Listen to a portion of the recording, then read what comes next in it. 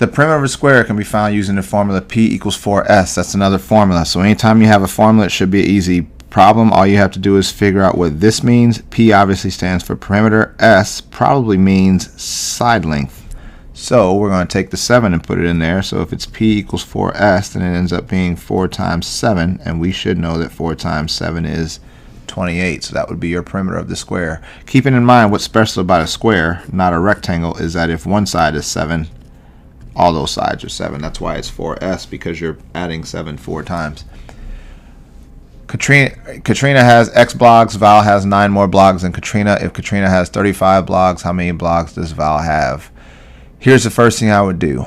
I would look at, if Katrina has X and Val has 9 more, I would say that Val has X plus 9 blogs, because that would be Katrina's number, and 9 more than that would be X. And from there, if it tells me Katrina has 35 blogs and Katrina represents X, that means I can put 35 in for X plus 9, which gives me an answer of 44.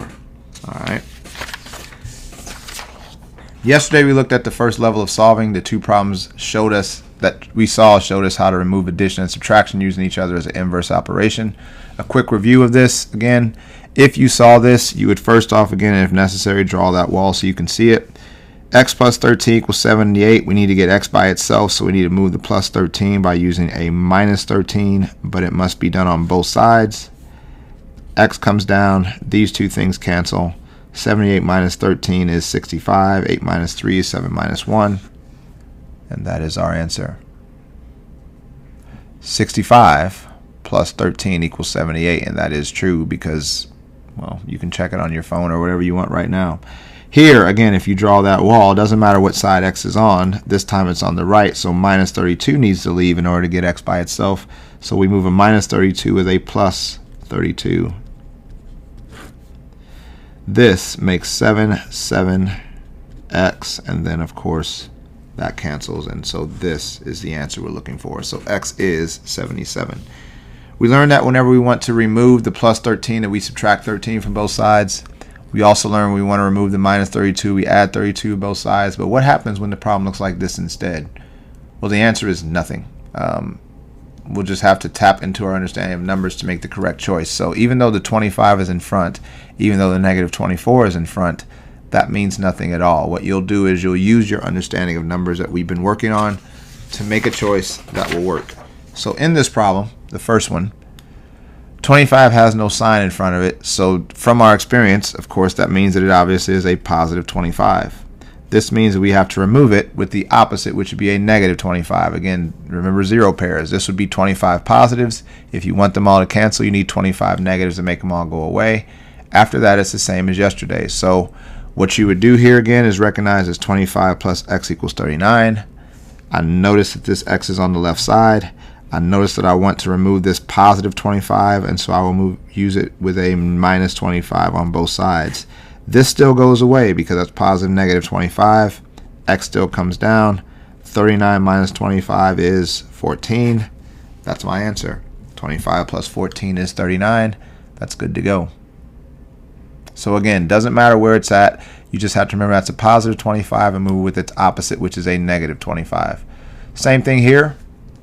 This 24 is obviously negative, so in order to remove 24 negatives, we would put 24 positives on the table to make it cancel out. And again, the rest is the same. So this is a negative 24. We recognize that X is on the left. This negative 24 has to go. So we will use a positive 24 to move it. This cancels. X comes down. 9 and 4 make 13. Carry the 1. 43.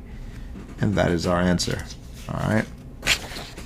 The most important part of our experience in this class is, not only to remember things, but re-remember things. Every time you bring something back to your memory, you get better and faster bringing it back to your memory.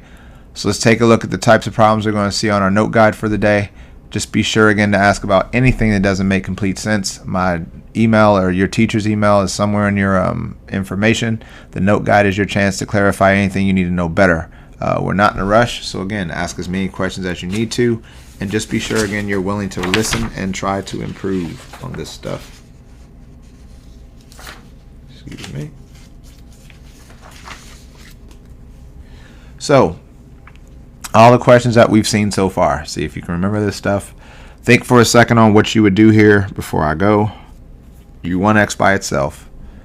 You got to figure out who's with it, and you've got to use the opposite or inverse operation to do it. And what you should be thinking is that we need to move a plus 24 by subtracting 24. The x comes down. This goes away. 6 and 4 make 10. No, that's minus. I'm sorry. 6 minus 4 makes 2. 7 minus 2 makes 5. Good thing I saw that sign there. But that's it.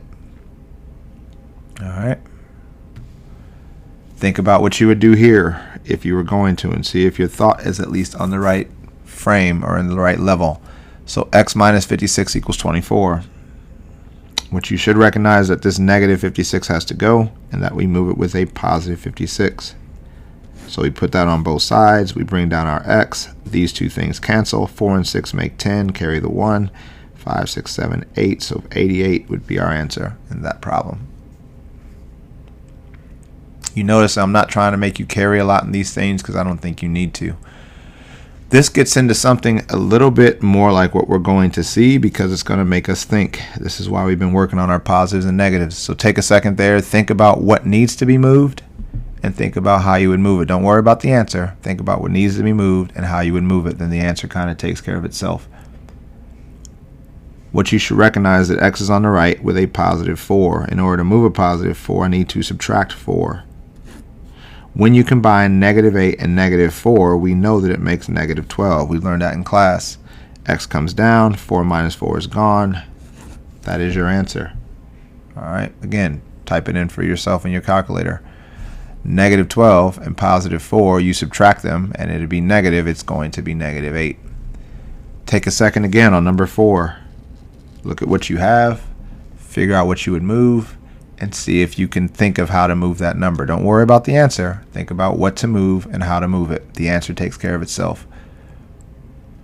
All right, we should be looking at x on the right, a negative 10 on the right, which means obviously that we're going to put plus 10 and plus 10. When you combine a negative 4 with positive 10, you're going to have to subtract because the signs are different. There will be positive 6 left. I don't think you need to put the plus there though. And then these two things go away. So 6 minus 10 is negative 4. That does make sense to me, so it works out. Looking at number 5. This is what we saw today on the main part of the notes. Look at what you're moving. Figure out how to move it. Don't worry about the answer. That comes naturally. So what we should be recognized that x is on the left, and the number with x is 17. This is a positive 17 because there's nothing attached, and the way you move a positive 17 is with a negative 17. These two things go away. X comes down. Can't do 0 minus 7, so we borrow. 10 minus 7 is 3. 7 minus 1 is 6. And that is our answer. Once again on number 6, look at this problem. See if you can think about what you're moving. Think about how you would move it. And as long as you've got the right idea, then you're in good shape. You just got to make sure you practice doing it on your own. But like I said, that just comes with time. You should recognize x is on the left. Negative 45 is with it. So we need to move the negative 45 by using a plus 45 here and a plus 45 there. This now cancels. X comes down. That would be 14, carry the 1, 8 and 4 make 12.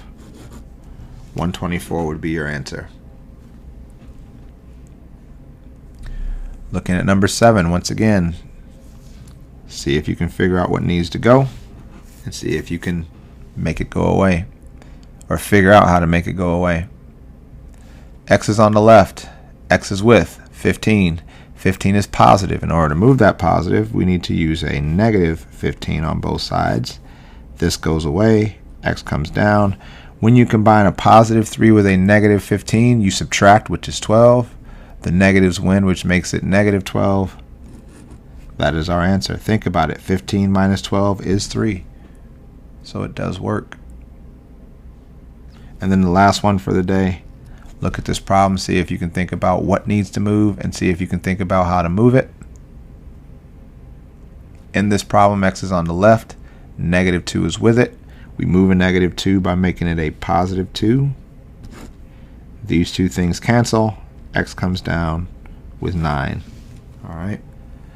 This does represent all the one-step addition, subtraction problems that we'll see in this week. Make sure, again, you practice to master them because we are moving on to something new tomorrow. Your test is next week. This is not one of those where you get 3 weeks before your test. It is next week. So it's very important that you don't fall behind. Just make sure, again, you're working to understand it. Make sure you're asking questions as you need to. Talk to your teacher, email your teacher, do whatever you need to do to make sure you get this stuff. Outside of that, good luck, and we'll talk to you later.